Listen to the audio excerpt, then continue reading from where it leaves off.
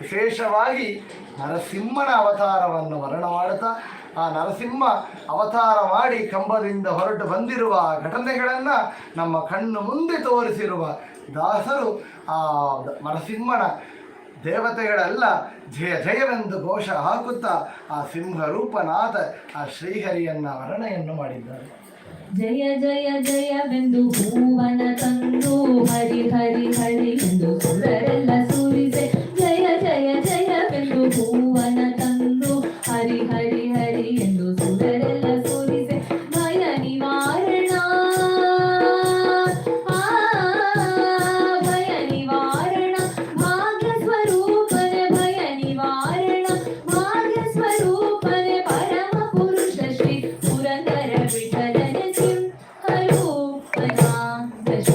ಹರಿ ಶ್ರೀನಾಮ ಗಿರೀಶನೆ ಸಿಂಹರೂಪನಾದ Shri ಹರಿ.